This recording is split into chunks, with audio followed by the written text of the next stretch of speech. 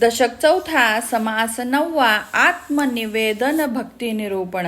श्री गुरुभ्यो नमः. मागील समासात 8व्या भक्तीचे लक्षण सांगितले. आता 9वी भक्ती लक्ष देऊन ऐका. 9वी भक्ती निवेदन भक्ती होय. यात आत्मनिवेदन करायचे असते तेही स्पष्ट करून सांगत आहोत. देवाला स्वतःला अर्पण करणे हेच आत्मनिवेदनाचे लक्षण आहे असे समजा. स्वतःला अर्पण करायची रीत समजण्यासाठी तत्वाबद्दल विचार करायला हवा. ती सोडून मी भक्त असे तोंडाने म्हणायचे आणि मी वेगळा देव वेगळा असे विभक्तपणे भिन्न भावाने भजन करणे हे विलक्षणच होय. लक्षण असूनही विलक्षणता, ज्ञान असूनही अज्ञान आणि भक्त होऊनही विभक्तता म्हणणे म्हणजे असे असते. खरं म्हणजे भक्त म्हणजे वेगळा नसलेला आणि विभक्त म्हणजे एकत्व नसलेला असा अर्थ आहे. अशा भक्तीच्या रहस्याबद्दल विचार केला तर समाधान होणार नाही. म्हणून विचाराने देव कोण हे जाणून घ्यायला हवे आणि अंतरंगात आपणच आपला शोध घ्यायला हवा. मी कोण याचा निर्णय करण्यासाठी शोध घेऊ लागलो तर सर्व काही पंचमहाभूतात्मक तत्व आहे असे दिसून येते आणि तसा विचार करू लागलो तर मी नाहीच नाही असे स्पष्ट सिद्ध होते. तत्वाने तत्वाचे निरसन झाल्यानंतर मी कोठे शिल्लक राहणार. असा मी नाहीसा झाला तर साहजिकच आत्मनिवेदन साधते.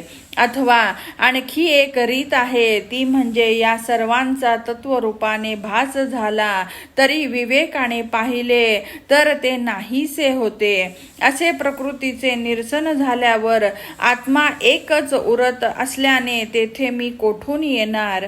मुख्यतः एक परमेश्वर आहे आणि दुसरी जगत रूपाने दिसणारी प्रकृती आहे. असे दोनच पदार्थ असताना तिसरा मी रूपी चोर मध्येच कोठून आणलात. ही गोष्ट सहज सिद्ध असूनही नसलेला अभिमान चिकटला आहे. विचाराने पाहाल तर तेथे काही नसते. पिंड ब्रह्मांडाच्या वचनांचे परीक्षण करून तत्व विचार केला तर जगाच्या रूपाने आणि सर्व व्यक्तींच्या रूपाने तत्वच विस्तार पावले आहे असे दिसून येते. मी तत्वाला जाणण्याच्या साक्षीत्वाने सर्व तत्व निष्ठून जाऊन त्यानंतर आत्मानुभवातील साक्षीत्व ही नाहीसे होते. असा आत्मा एकच सत्य आहे म्हटल्यावर मी कोठून आला. आत्मा एकमेव स्वानंदपूर्णही असून आपणच आत्मा असे स्मृती सांगते. असे असताना तेथे मी म्हणणारा एक वेगळा कसा असणार. सोमहंसा असे वचन आहे ना. याचा अर्थ पाहिला तर आत्माच मी असे समजून येते. असा आत्माच आपण असल्यावर पुन्हा मी वेगळा कुठला.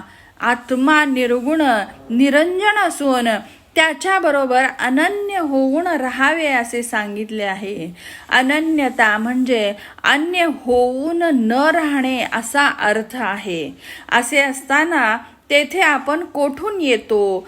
आत्मा द्वैताद्वैत विरहित केवळ एकमेव स्वरूप असताना त्याच्यात मीचा आशय कसा राहील. आत्मा स्वगुण अगुणांचा संबंध नसलेला परिपूर्ण आहे. अशा निखिल निर्गुण स्वरूपामध्ये आपण कोण कुठले. त्वम तत असी अशा 3 पदाने सर्व भेदाभेदाचे निरसन करून पाहिले की आत्मवस्तू मुळात अभेदच आहे असे दिसून येते. तर मग आपण कोठले. जीव शिव उपाधी निरसन केले की मूळ जीव शिव कुठे उरणार. सारांश असे सर्वोपाधिशून्य आत्मस्वरूपाचा दृढ निश्चय झाल्यावर आपण कोण कुठले. आपण मिथ्या देव सत्य आणि देव भक्तामध्ये एकत्व आहे असे बोलण्याचे रहस्य अनुभवी लोकच जाणू शकतात.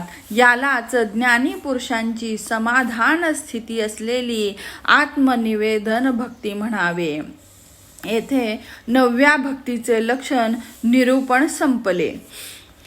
पंचमहाभूतामध्ये जसे आकाश श्रेष्ठ आहे अथवा सर्व देवामध्ये जगदीश्वर जसा श्रेष्ठ, तद्वत नवविधा भक्तीत 9वी भक्ती श्रेष्ठ आहे.